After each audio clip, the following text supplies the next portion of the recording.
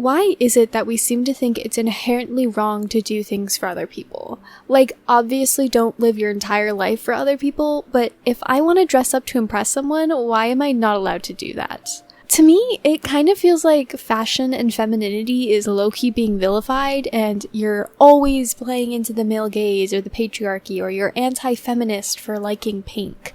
And that just kind of rubs me the wrong way.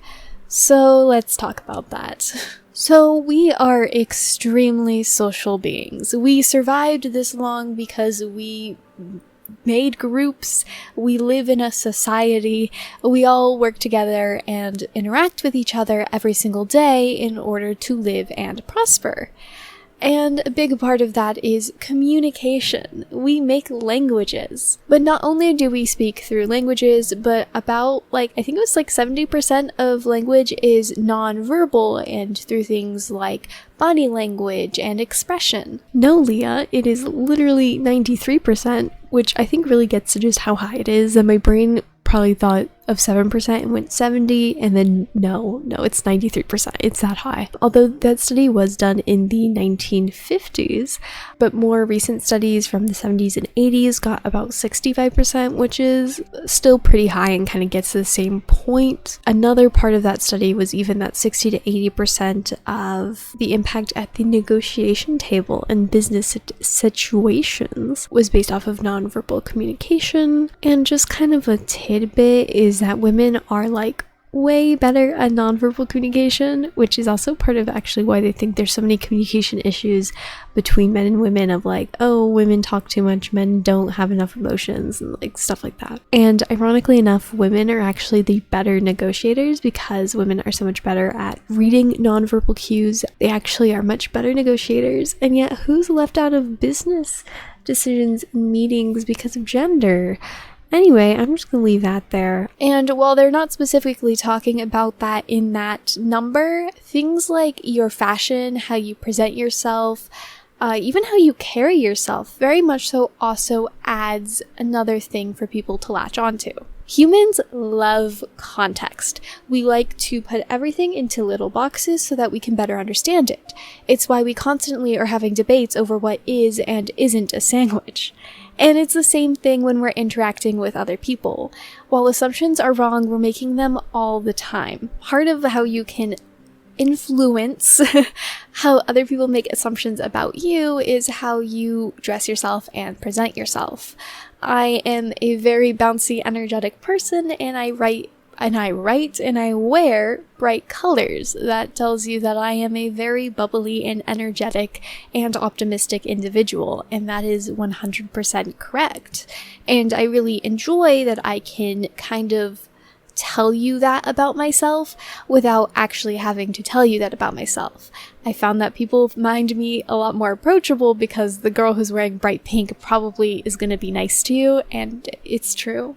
And in general, it just is very helpful for us and how we like to process things to have as much information as possible. And despite this being such a seemingly natural part of how humans work and not really seeming to hurt anybody, oftentimes there are debates about whether or not makeup is feminist or dressing up is playing into the male gaze and how it's disrespecting yourself if you choose to dress femininely or to dress up at all. Now, this does have very clear roots to the first wave of feminism. I misspoke, it was the second wave of feminism in the 1960s and a little bit onward, where anything feminine, everything from bras to high heels, were kind of vilified and seen as symbols of the patriarchy and therefore disavowed when it came to feminism.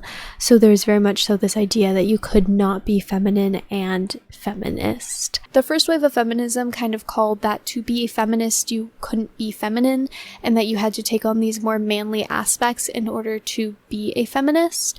And while in future waves of feminism and even waves outside of the US, feminism and femininity had a very clear link and were taken in together, there are still definitely some lingering thoughts that feminism and femininity are on opposite ends of the spectrum, when in reality they really aren't. But to go back to what I was saying before about how we love to make assumptions about people, how feminist you are and people's assumptions about that can very much so be influenced by what you wear. While sometimes it's very correct that people wearing fishing hats and that look vaguely Republican are probably not going to be super feminist, but Elle Woods might be kind of assumed to not be feminist, and then you listen to her, you see her power, and you're like, oh no, she is definitely a feminist icon. And I definitely think that there should be more room for a more feminine version of a feminist.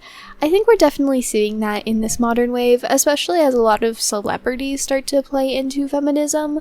A lot of like supermodels and actresses who are definitely the epitome of femininity are also feminists. I don't know if that's the best example because they have whole PR teams, and sometimes you even wonder if stuff like their feminism is just to get public opinion.